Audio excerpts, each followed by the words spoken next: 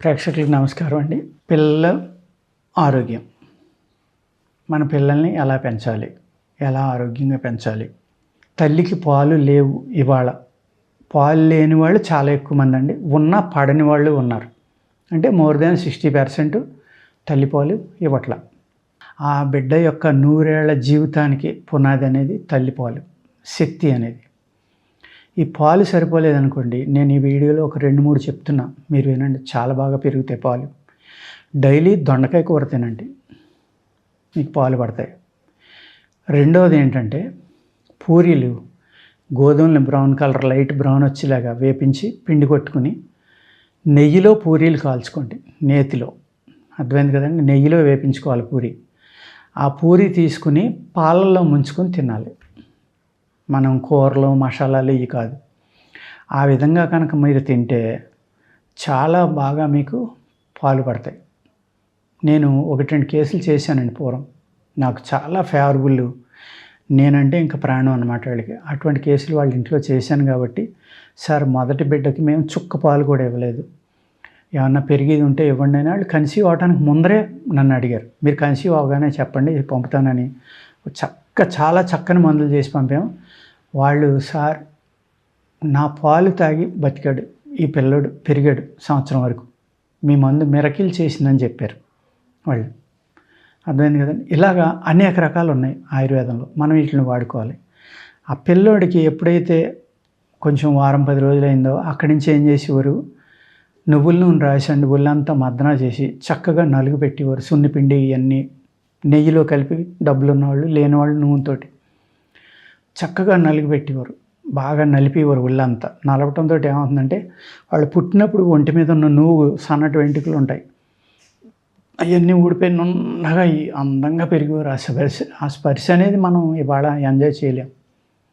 నలుగు పెట్టడం మానేశారు. ఆ నలుగు పెట్టడం వల్ల ఇంకా ఉపయోగం ఏంటంటే, ఈ నువ్వుల నూనె అనేది మన శరీరం యొక్క 7 పొరలని దాటి లోపలికి వెళ్ళి ఎముకల్ని చాలా బలంగా తయారు చేస్తుంది అన్నమాట.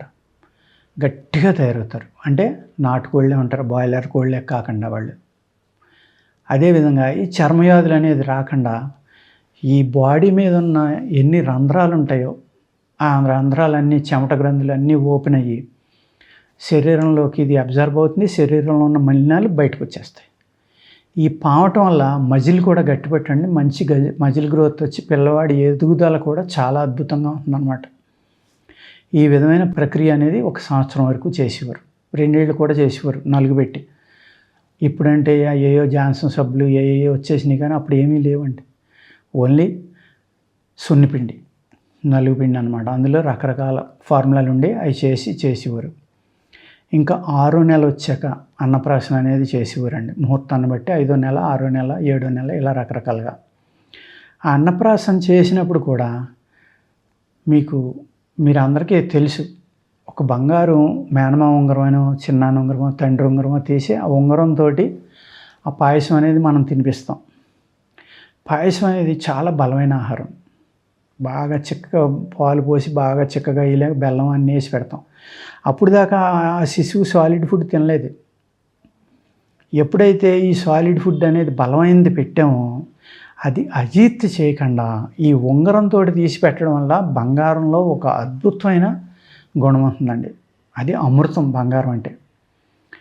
ఆ బంగారం తగలటం వల్ల ఆ యొక్క ఆహారానికి 100 రెట్లు శక్తి పెరుగుతుంది. ఆహారంలో ఉన్న విషాలన్నీ క్లీన్ అయిపోతాయి. విపరీతమైన ఆకలి పెరగటం మొదలు పెడుతుంది పిల్లవాడికి. అందుకు ఫస్ట్ టైం సాలిడ్ ఫుడ్ పెడుతున్నాం కాబట్టి వెండి గిన్నెలోని, కుదిరిన వాళ్ళు, డబ్బులు ఉన్నవాళ్ళు, అలాగే ఉగ్గు పాలు పట్టిది కూడా వెండిది గిన్నె ఉంటుంది, చిన్నది ఉంటుంది, అది కాస్ట్ ఏమి ఉండదు. అదేవిధంగా ఈ బంగారంతో అన్నం తినిపించడం అనేది ఉంది. అది మనం ఏంటో ఎందుకు తినిపిస్తున్నారో మనకే తెలియదు.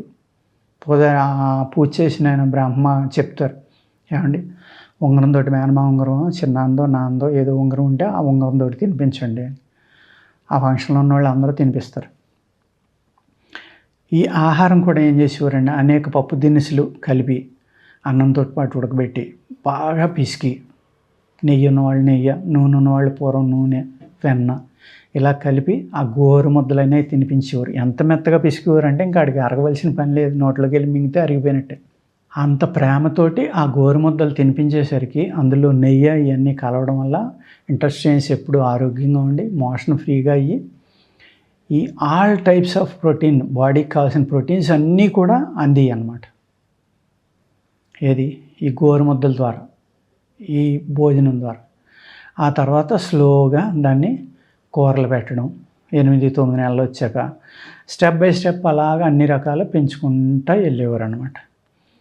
ఇక్కడ ఈ పిల్లవాడి యొక్క ఆరోగ్యం అనే బేస్ ఎక్కడ పడుతుంది అంటే ఫౌండేషన్ అనేది ఆ 1-2 సంవత్సరాలండి. 2వ సంవత్సరంలో చూడండి వాళ్ళు పాకడం నడవటం మొదలు పెడతారు. మొదలుపెట్టాక నేల మీద ఎంత చిన్న నలక కనపడినా దాన్ని ముట్టుకుని నోట్లో పెట్టేసుకుంటూ ఉంటారు.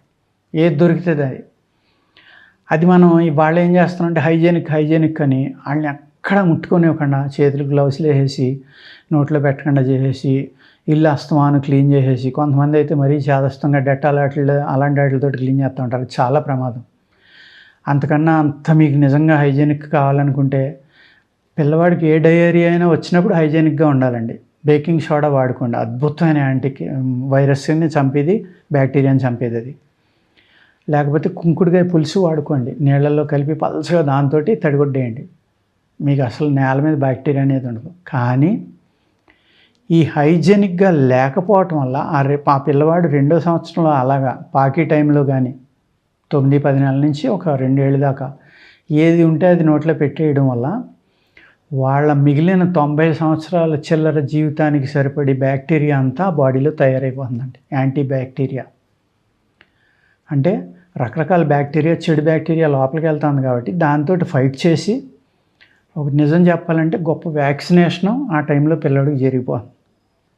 అతనికి జీవితాంతానికి సరిపడి ఇమ్యూనిటీకి కావాల్సిన బ్యాక్టీరియా అంతా కూడా ఆ 2వ సంవత్సరంలో అవుతుందండి. ఇది భగవంతుని యొక్క సృష్టి, భగవంతుడు అరేంజ్ చేసిన ఆ నేచర్, బేబీలో ఉన్న నేచర్ అది. అంతే తప్ప ముట్టుకుందల్లా నోట్లో పెడుతున్నాడని కొట్టడం, లేకపోతే మరీ హైజెనిక్గా పెంచడం వల్ల ఏమవుతుందంటే వాళ్ళకి ఏదైతే ప్రకృతి పరంగా భగవంతుడు ఇచ్చిన ఇమ్యూనిటీ పెంచే సిస్టమ్ ఉందో ఆ సిస్టమ్ నుంచి మీరు శిశువుని దూరం చేసేస్తున్నారు. వాళ్ళకి ఇమ్యూనిటీ పెరగనివ్వట్లేదు మీరు. అర్థమైంది కదండి. ఆ విధమైన జాగ్రత్తలు తీసుకుంటా పిల్లలకి కాల్షియం డెఫిషియన్సీ అని, ఆ డెఫిషియన్సీ, ఈ డెఫిషియన్సీ వస్తున్నాయి. ఇప్పుడు అనేక రకాల ఫుడ్స్ ఇస్తున్నారు. ఎందుకు వస్తుంది అంటే ఇప్పుడు తల్లి తినే ఆహారంలో కూడా ఏమీ లేదు. ఎందుకంటే అన్ని పురుగు మందులు, ఎరువుల ఆహారాలే. భూమిని 20 బస్తాలు పండే భూమిని 40, 50, 60 బస్తాలు పండించి భూమిని పిండేసాం పూర్తిగా. ఆ భూమి పై లేయర్లో కూడా ఏమీ లేదు. ఊరికే మనం పై భ్రమతోటి చెప్పుకునే కౌరులు ఏంటంటే పాలకూర తింటే కాల్షియం ఉంటుంది, బీట్రూట్ తింటే విటమిన్ డి ఉంటుంది, ఇంకోటి తింటే ఏదో ఉంటుంది. ఇవన్నీ ఏదో అప్పట్లో బహుశా 100% ఉన్నాయి, ఇప్పుడు 1 or 2% ఉంటున్నాయేమో. అది కూడా సరిపోతే సరిపోవచ్చు ఇప్పుడున్న పబ్లిక్కి. ఎందుకంటే బాడీలో ఏమీ లేదు కాబట్టి అదే అమృతంలాగా ఉపయోగపడుతుందేమో కూడా నాకు తెలియదు. అందుచేత సరైన ఆహారం తీసుకుంటా పిల్లలకి ఒక మరమరాలు, ఒక బఠానీలు, ఒక శనగలు, ఒక వేరుశెనగ గుళ్ళు, ఒక నువ్వులుండ, ఇటువంటివి అన్నమాట. ఒక అటుకులుండ, లేకపోతే గుమ్మడి గింజలు, ఇటువంటివి పెట్టేవారండి పూర్వం. మినపగుళ్ళు వేపించి సున్ని చేసేవారు, చక్కగా నెయ్యేసి. ఇటువంటి ఆహారాన్ని కనుక మీరు చిన్నతనం నుంచి పిల్లలకు అలవాటు చేస్తే వాళ్ళకి ఏ డెఫిషియన్సీ రాకుండా పెరుగుతారు. అట్ ద సేమ్ టైము భూమిలో ఏదైనా లేదని నేనే చెప్తున్నాను కాబట్టి వాటిల్లో కూడా ఎంత శక్తి వస్తుందో నాకు తెలియదు, కానీ ఎంతో కొంత ఉపయోగపడుతుంది.